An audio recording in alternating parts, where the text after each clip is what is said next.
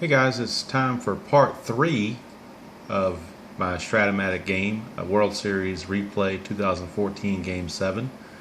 First part was played under the basic rules, part 2 was played under advanced rules, and now for part 3 we're moving on to super advanced rules. We have a new super advanced fielding chart we're going to be using, and the stolen base and jump and hold ratings are going to change just slightly. So we'll see how that affects the play. When we left off from part 2, we just finished the 6th inning, and after 6 innings the Giants are leading 4-1,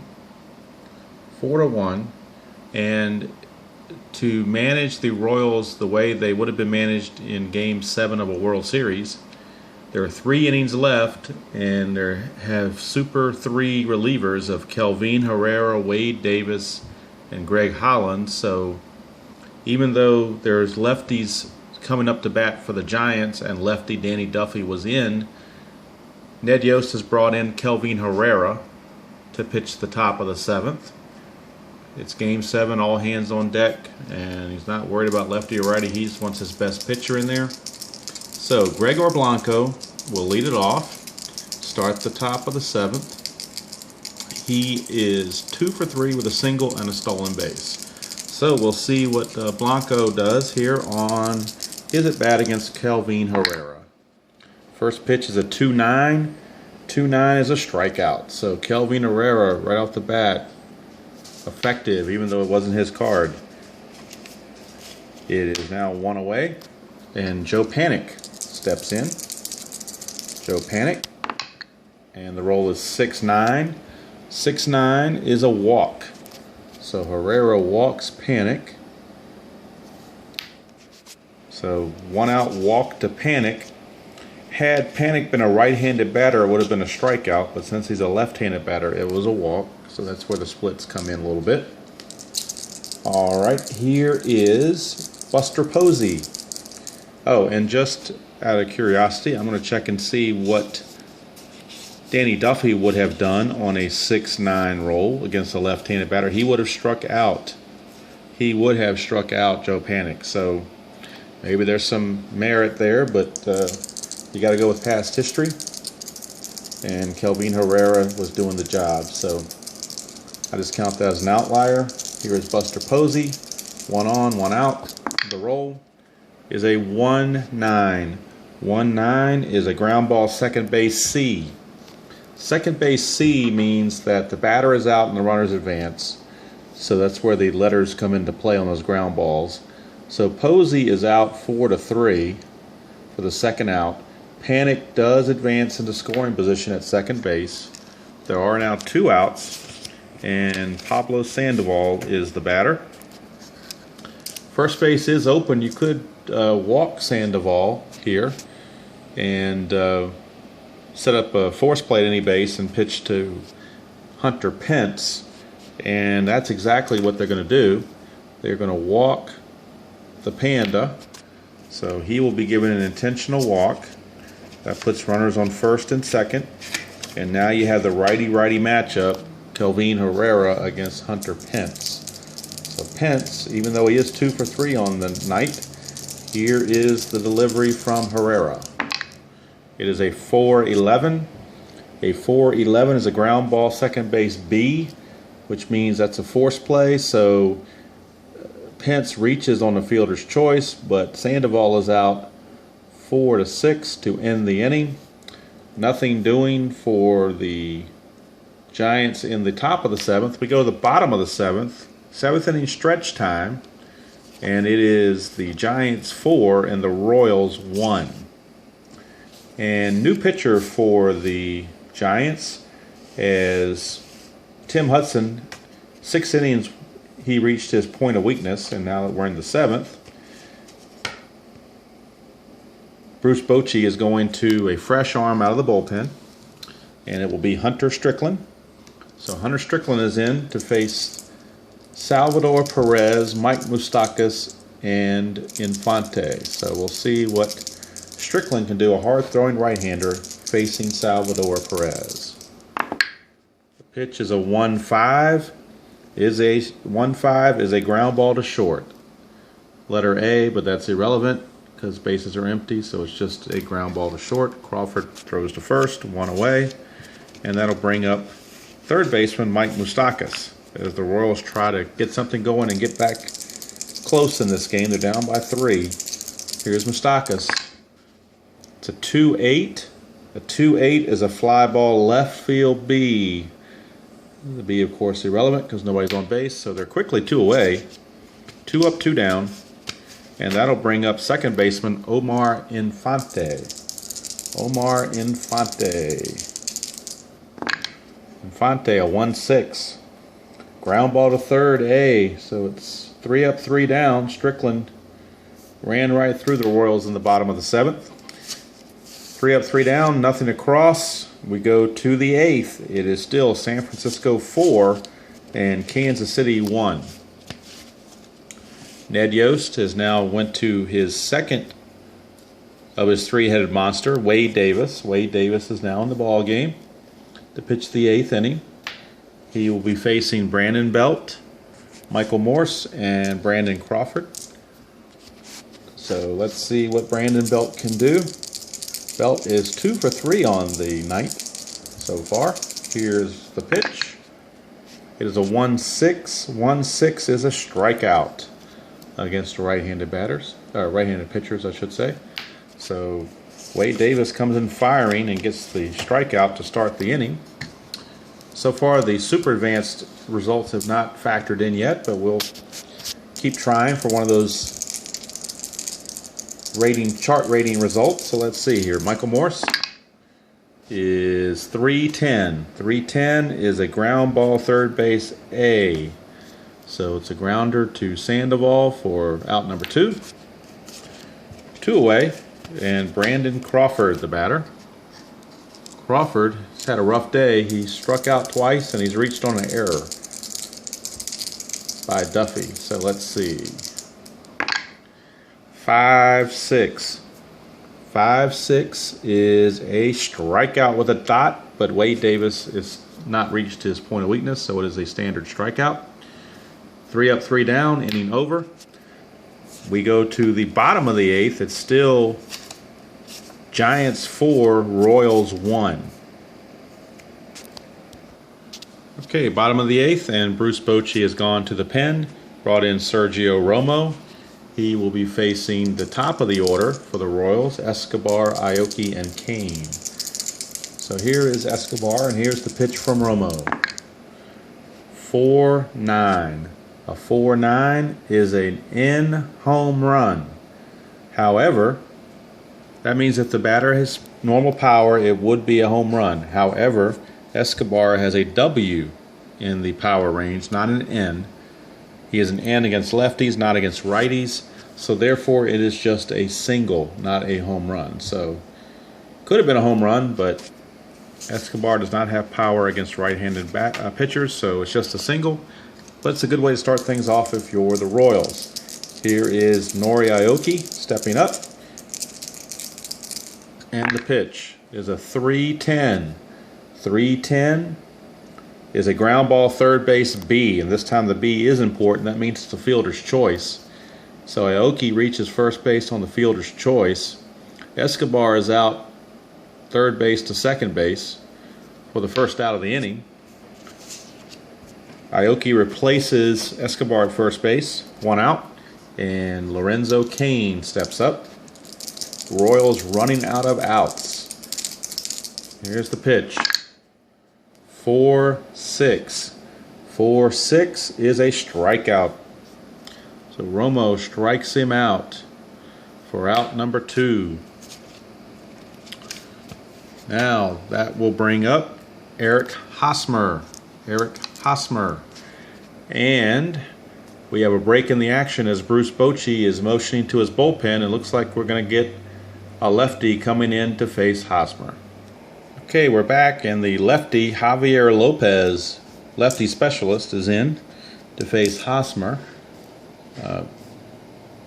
No pinch hitting on this part of Ned Yost. He's going to stick with Hosmer, as Hosmer is a power hitter and they need some runs. So runner at first, 2 down. Hosmer lefty against Javier Lopez. The pitch is a 1-8. 1-8. Hosmer against a lefty is a single star. So a base hit by Hosmer, and that will move Aoki over to third base, putting runners at the corners with 2 outs. So Lopez unable to do his job, and with the right-handed hitting Billy Butler coming up, again Bruce Bochy motions to his bullpen, and he's going for his closer, Santiago Casilla, to try to get a 4-out save. So we'll see if he can pull that off. Santiago Casilla is in. Runners at the corners, 2 outs. Billy Butler at the plate. Most important batter of the ball game right now.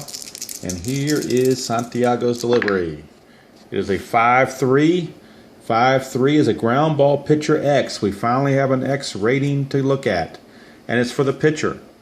So Santiago Casilla, his range is a 2, and his error rating is a 24. Okay, so what we're going to do, we have to do several things. One is we have to remember those 2 numbers, and then the second thing is we have to roll the D20 and all 3 D6s to get 2 separate numbers. So the D20 is a 1. That's not good if you're defense. That's going to be trouble.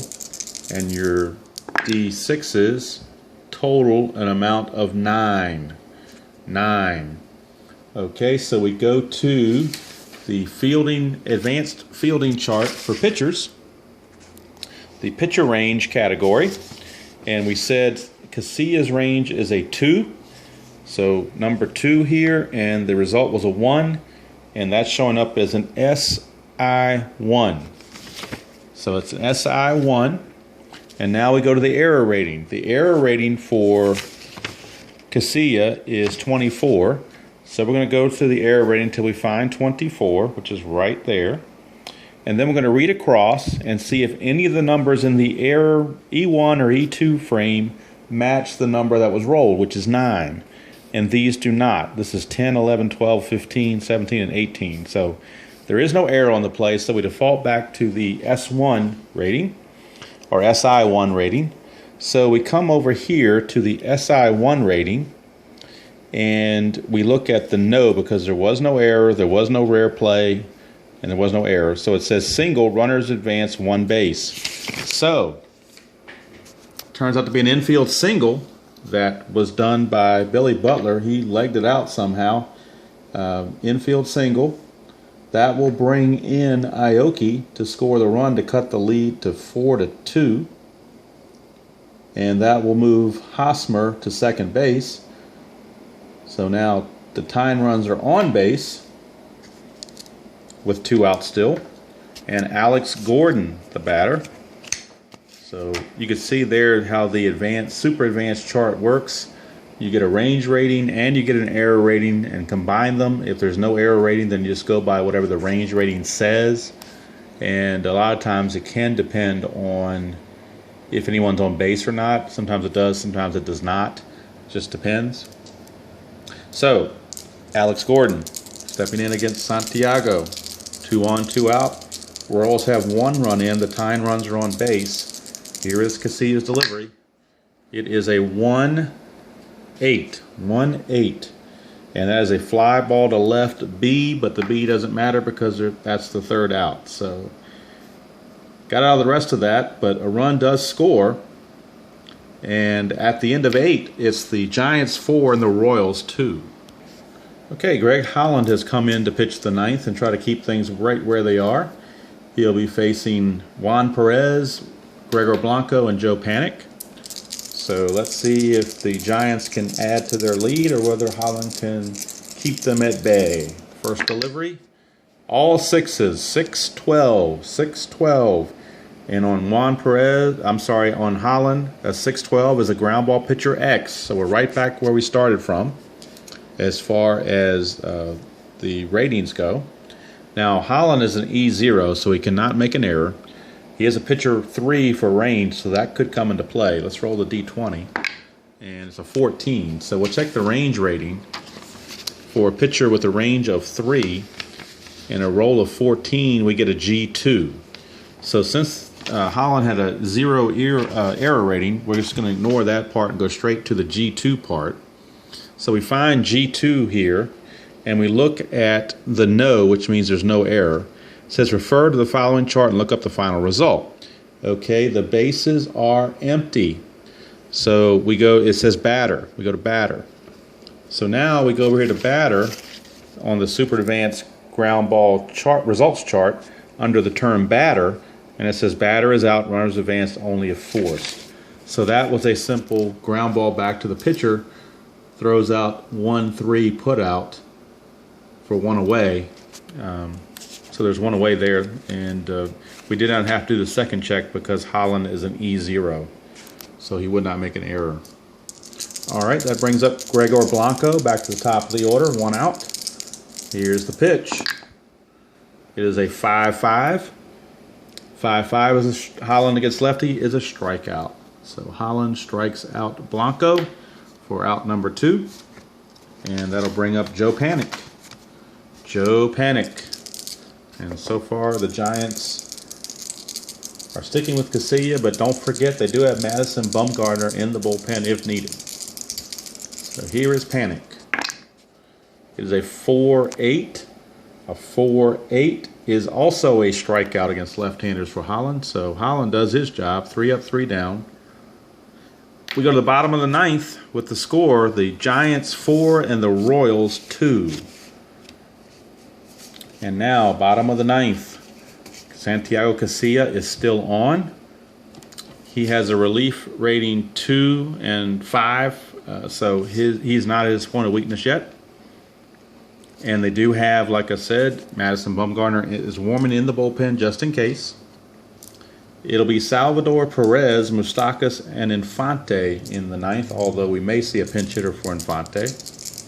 But first, it's Salvador Perez, and let's see what Casilla can do. The pitch, it's 3-8. 3-8 for Perez is a pop out to short, so that's 1 away. And very fortunate for Casilla, because as we look at the 3 column under Salvador Perez, it is loaded with hits, and that one little 8 there in the middle, pop out to short, was the result that Casilla managed to find. So there is 1 away, and that'll bring up third baseman Mike Moustakas. Moustakas steps in, the pitch. 5-11 off Santiago's card against a lefty is a ground ball second base A. So that's 2 away now. And Infante is the scheduled hitter for the Royals, but he is going to be called back. And it looks like we're going to get a pinch hitter. Now the question is, who do they want to use to pinch hit? They're going to use Jared Dyson.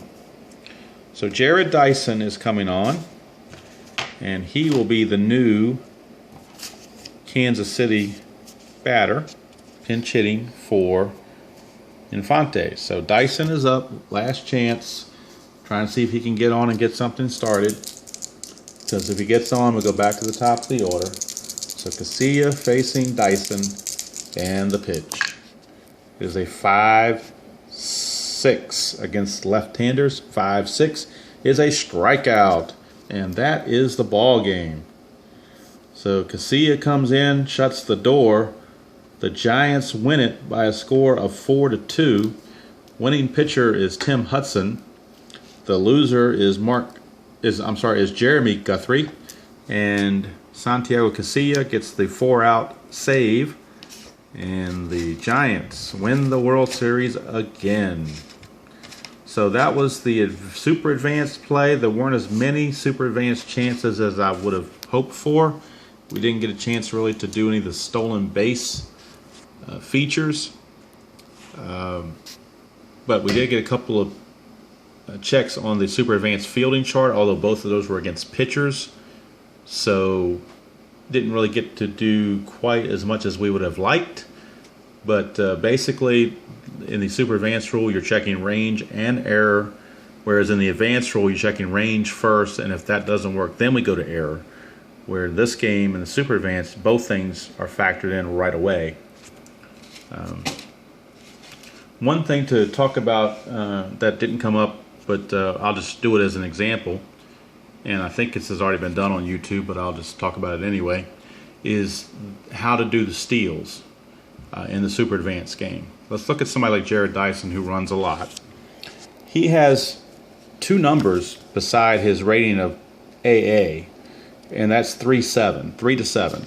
That means you roll 2 d6s, and if the number comes up between 3 and 7, that means he gets a good jump on a d12. If he doesn't get 3 to 7, that means he got a bad jump. So, for instance, if we were having Dyson steal, we roll the 2 d6s, that rolls an 8. It is outside the 3 to 7, so that means he would not get a good jump. Now, what does that mean?